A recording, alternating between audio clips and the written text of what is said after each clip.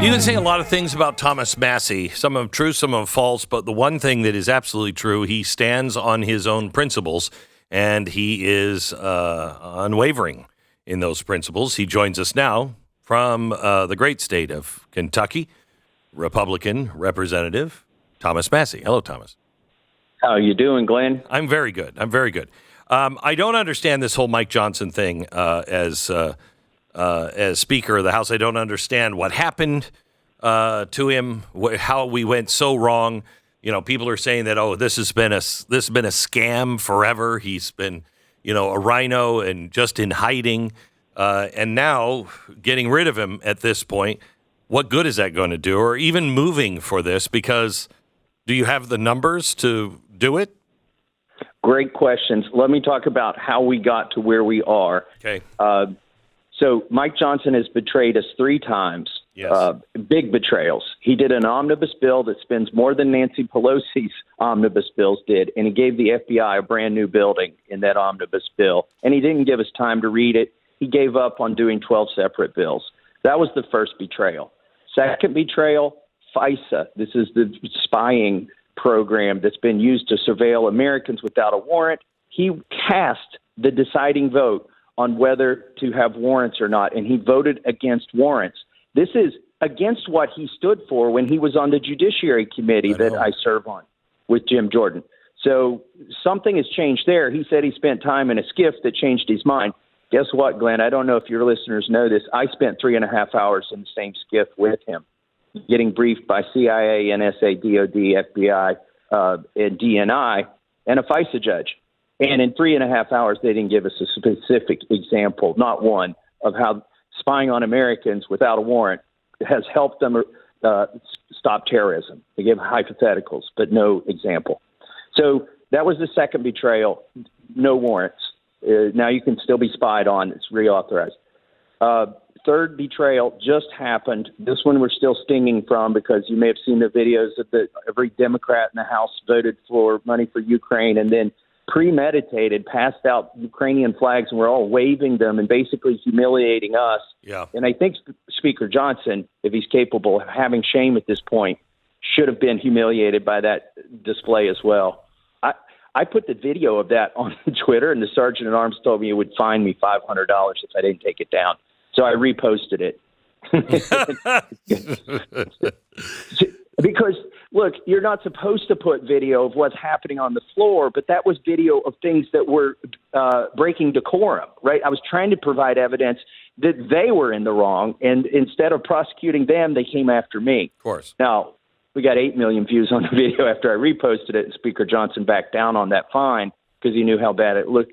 So third betrayal that was that, Ukrainian vote where we send the money overseas. We gave up all leverage on any border security. It included some other bad stuff in it. Lots of money going. Let's talk about the $4 billion to help people from the Middle East immigrate here to the United States, including Palestinians. Are you nuts? Yeah, and see, Mike Johnson's not going to stand up against that. By the way, those 3 bills that I just mentioned to you, you know what happened when they went to the Senate after they passed the House? Chuck Schumer didn't even change the punctuation of any of those bills. He didn't want any amendments to them. He wanted them exactly as Mike Johnson had delivered from the House because those were Chuck Schumer's bills that Mike Johnson put on the floor. So he is already in the arms of the uniparty. The question that you rightfully ask is, why do this? Well, people are always asking me, Thomas, can you show us, can you give us a list of the good guys and the bad guys? Can you tell me who the good guys are? Because I've got a primary, I got to vote in, I got a general election. Tell me the list. This list, you will have another list. We keep doing this at great peril to ourselves. The reason there's only a few of us who are willing to stand up and call this is because you put your reputation on the line, and people here hate transparency, and they hate us for doing it. But you'll have a list next week when the motion to vacate is called of who went with Hakeem Jeffries and the uniparty to keep Mike Johnson in power. Hakeem Jeffries, the reason he's supporting Mike Johnson, he got everything the Democrats want without any of the blowback by having Mike Johnson as Speaker, and they have some plans for other things, like they may resettle Palestinian refugees in the United States and pay for it. They may want to make the funding for Ukraine permanent. And before our next election, there's going to be another CR or omnibus or something. That deadline's September 30th.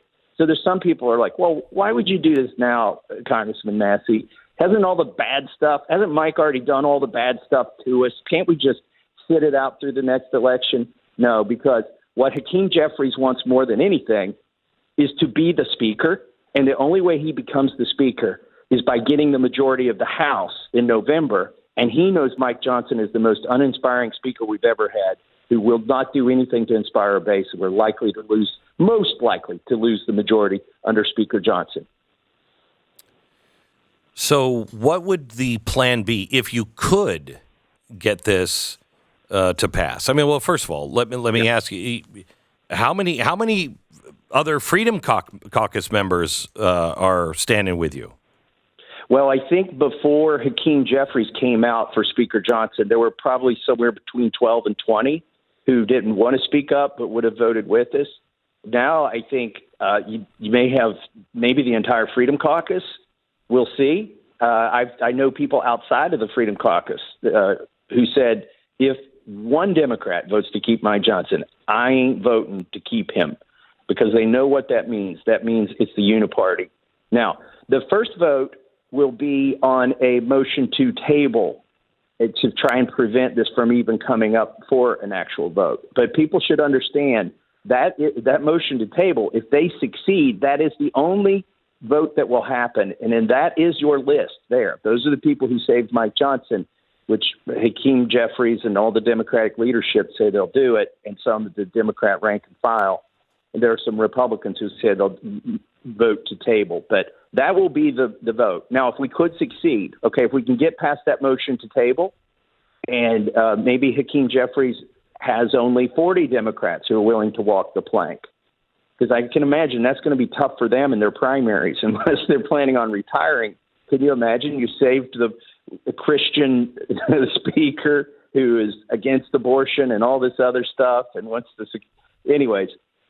So I'm not sure how many votes Hakeem has, but I think he helped us grow our numbers. Let's say we make it past that first vote, and there is a motion to vacate, and Mike Johnson is vacated.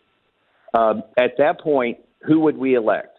Well, we would like for Mike Johnson to avoid the scenario I just described. We're giving him a weekend to resign. If he would announce that he's leaving, like John Boehner did, in 10 weeks, and he won't be offended as we have votes to replace him while he's still the Speaker, we could go without ever not having a Speaker. We could keep doing subpoenas in the Judiciary Committee.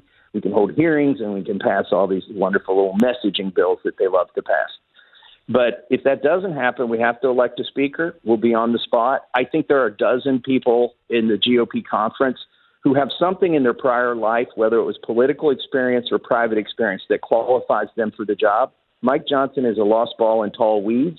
I don't think there's some conspiracy where they got his kids locked up in the basement, or something like that, or I don't think they've got info on him or blackmail material. I just don't think he can do the job, and there's nothing in his life prepared him for it. Let's find somebody who can, and hopefully that'll inspire people to keep us in the majority, because even if Hakeem Jeffries bails Mike Johnson out next week, they're not going to bail him out in January. We know he is a lame duck Speaker. Look, he knows it. Let's get him out of there before he causes any more mischief. What did McCarthy do better than Johnson? Oh, that's a great question. Under McCarthy, we did 7 of the 12 bills. Okay, there's 12 separate bills. He said, well, we won't do an omnibus. We'll do 7 of the 12. We got 7 of the 12 done. We had 1,000 amendments. I'm on the Rules Committee. We got votes on 1,000 amendments to allow rank-and-file members to participate in the legislative process. When Mike Johnson came on board, he did 2 or 3 CRs. He ignored the 7 bills that we had done. He made no effort to do the other 5, and he said you're going to get a 2-part omnibus. That was the bad thing. The second thing, well, Kevin McCarthy could have cut a deal with the Democrats and could have been Speaker still now. He said, I'm not going to do it. That the position is not that important to me, that we will make a uniparty here and share power. So that's another thing that Mike Johnson has expressed a willingness to do that Kevin wouldn't do. And then finally, as a part of the debt limit deal this last summer, Kevin extracted from Joe Biden and Chuck Schumer, this is signed into law, it's still law, that if you do a CR and it goes past April 30th, basically halfway through the fiscal year, there's a 1% cut to everything. And Kevin secured that from Joe Biden. Mike Johnson had three choices on the spending bills when he came into office. He could have either used the 1% cut option, he could have worked on the 5 other bills, or he could have done an omnibus. He did the omnibus. He actually should have done the 1% cut option that Kevin had secured at great, and spent a lot of political capital on getting that provision in law. So those are three things that Kevin did that Mike didn't.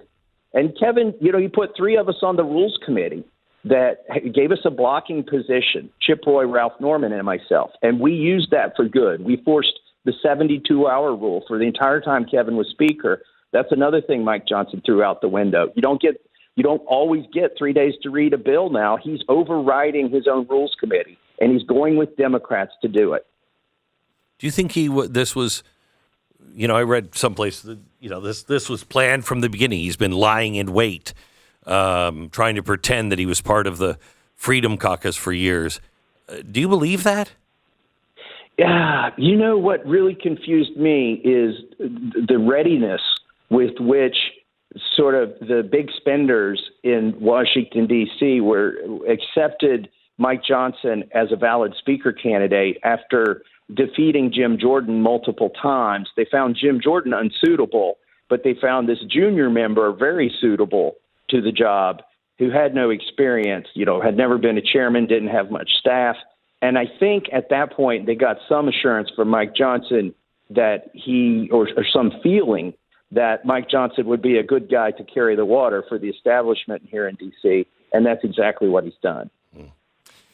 Well, Thomas, when do you file? This is Monday? Probably what will happen is we'll file Monday. Speaker Johnson, because it's a privileged resolution, the only thing that has higher privilege is motion to adjourn. So he will have 2 legislative days to bring it up. So if we file it on Monday, the vote will either be Monday immediately or Tuesday or Wednesday. And if we file it on Tuesday, it would be either Tuesday, Wednesday, or Thursday would be the vote. You don't believe that he's going to back away, though? I mean, you put this, or Marjorie Taylor Greene did, she put this in line to be brought up as kind of a threat. Hey, we're thinking about doing this. Don't push us. And he did it anyway. That's right. So he called the bluff, and we're calling the bluff, and we're going to have this vote. What I hope, Glenn, is that our conference chair, our whip, and our majority floor leader would go to Mike Johnson. We exhibit the leadership that we put them on that team to exhibit and say, Mike, it's over. It's just not worth what you're doing. You're going and partnering with Hakeem Jeffries and the minority whip and the minority conference chair. We can't do that. So I'd like to see them go convince Mike Johnson as a team it's time for him to step aside. He could still do that. And I know, as improbable as it sounds and as resolved as Mike Johnson seems when he goes to the podium, that's exactly how John Boehner was until the 5 minutes he took to resign. Thomas, I know we only got about a minute left, but yeah. if the concern is that Johnson will work with Jeffries when he's put up against a wall and do these things, mm-hmm. If you go forward with this, you're making Johnson's political life dependent on Hakeem Jeffries saving him. I mean, couldn't this potentially just make all of this worse? It's very painful to expose this. I think what we are illuminating, I don't think we're causing him to go in that direction. We're illuminating what actually exists in Washington, D.C., and why you don't get the results you want. It's because he's already in league with Chuck Schumer, Mitch McConnell, and Hakeem Jeffries.